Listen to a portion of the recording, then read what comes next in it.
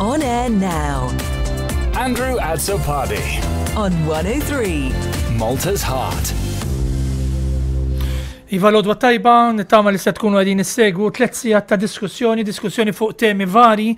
Naturalment għedin insegwu dak kollu li qed jiġru wkoll ġewwa l-Ukranja, jidher li hemm żviluppi li qed jiġru minn mument tal ieħor. Il-BBC World pereżempju qed jitkellmu fuq ġlied kbir li hemm fuq ċerta highways u ċerta punti ta' dħul ġewwa il-belt ewlenija. CNN ukoll qed tirrapporta illi l-forzi Russi qed jattakkaw kif hemm ħafna ħsarat li qed jidhru anke fuq djar fuq l-appartamenti.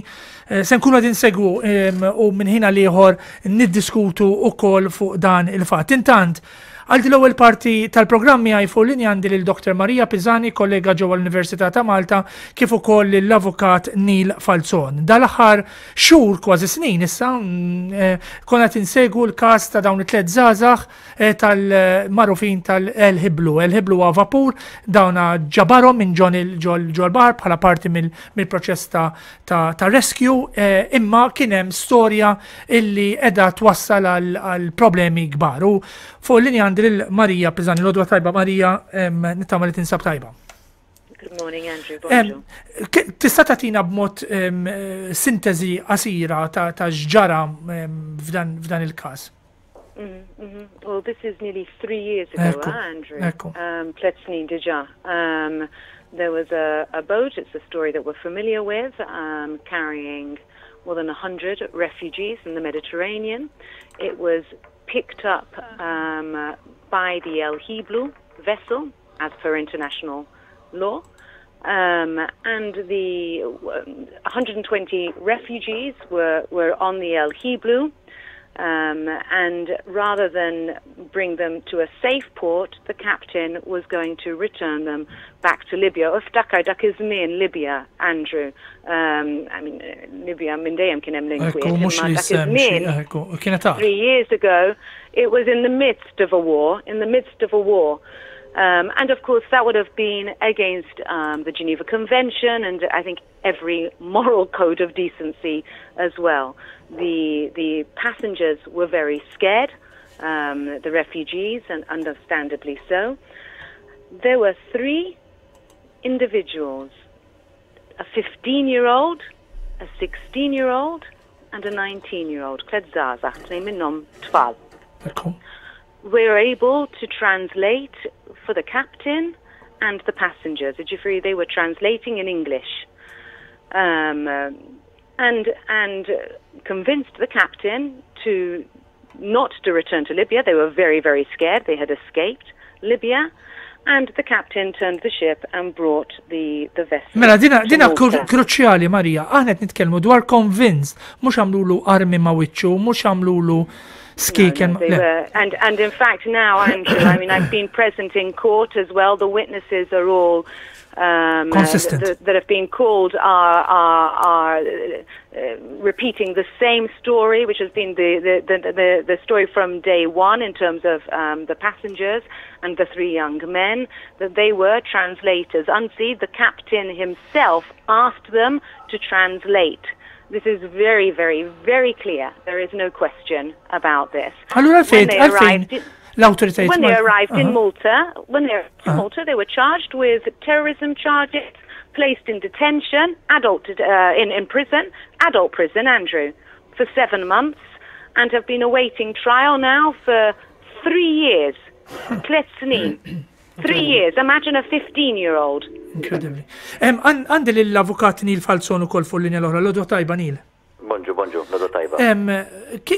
Jidher illi il-soldati Maltin tal-Forzi Armati Maltin telgħu fuq id-dajsa u xek, jiġifieri imbarkaw fuq id-dajsa qabel ma daħlet fil-port, jiġifieri setaw raw li jekk hemm qed isir violenza teddid fuq il-kaptan. Ġifieri għaliex donnu inqablet dil-korsija dil-linja ta' akkużi serji bħal dawn? L-ewwel net il-kaptan tal-El Hiblu ma natax permess fil-bidu li jiġi Malta. Meta l-awtoritajiet Maltin raw li il-bastiment kien ġej lej Malta, l-awtoritajiet abżaw li m'għandux permess jiġi hawnhekk.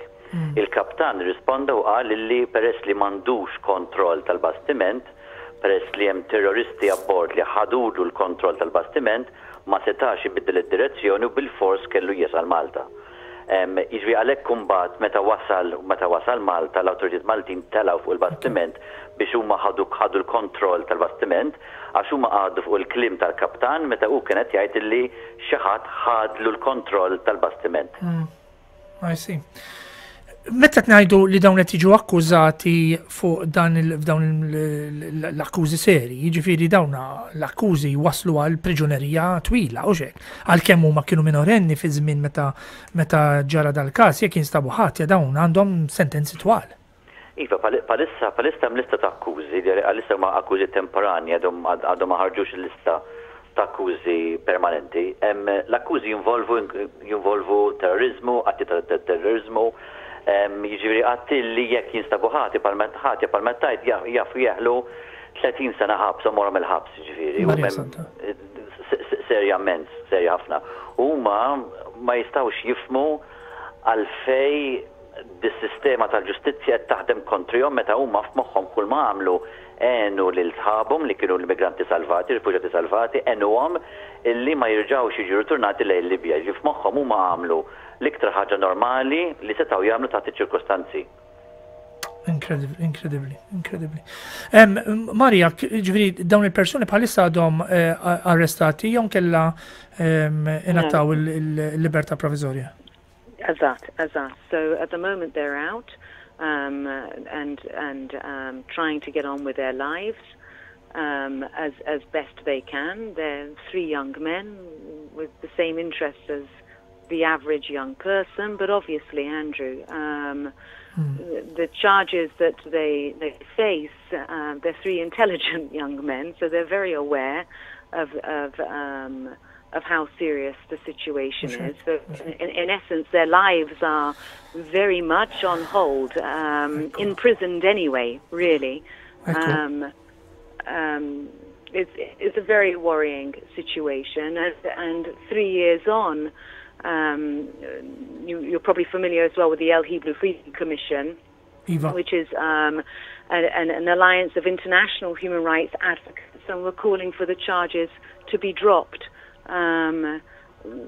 Although they have to be dropped by the Malta government, by the AG, ġifiri għax Malta qiegħda takkużhom. Ok, grazzi ħafna Mar. Neil, meta għandek situazzjoni bħal li tara li l-Attorney General kun lest li jirtira l-Uffiċċju tal-Attorney General li tkun lest li tirtira dawn il-kawżi dawn l-akkużi tiġri din hija possibilità? Hija dejjem possibilità għax hija fid-diskrezzjoni tagħha li tiddeċidi x'tip ta' akkużi ħaġġib u lej u kontra min u l-istorja kif qed tifforma n-narrattiva ta' x'ġara wkoll. Kemm hu probabbli ma nistax ngħid jekk x'għaddej minn moħħa bħalissa, aħna ovvjament qed nagħmlu xogħolna niddefenduhom il-qorti u nippruvaw nispjegaw eżatt x'ġara ma ġarax u nuru illi il-fatti kif ġew preżentati mhumiex eżatt kif ġraw hemm barra. Għadda tistennew biex naraw l-Avukat Ġenerali eżatt x'ha tagħmel, x'tip ta' charges ħaġġib u eżatt kontra min għax taf tuqqa charges kollha taf iżżomm charge waħda jew 2, aħna nisperaw ovvjament li tuqqa kollox. Max da żgur ma kinux qatti ta' terrorizmu. Grazzi ħafna l-Avukat Neil Falzon tal-ħidma tiegħek mhux biss f'dal-każ imma b'ħafna każijiet marbutin li inti taħdem permezz tal-Aditus. Grazzi ħafna lil Marija u l-ħidma li tagħha f'dan l-Integra. Jiena waqfa żgħira u mbagħad nitkellmu fuq tema oħra importanti, il-mewt. Tibqgħu magħna. Andrew Azzopardi on 103 Malta's Heart.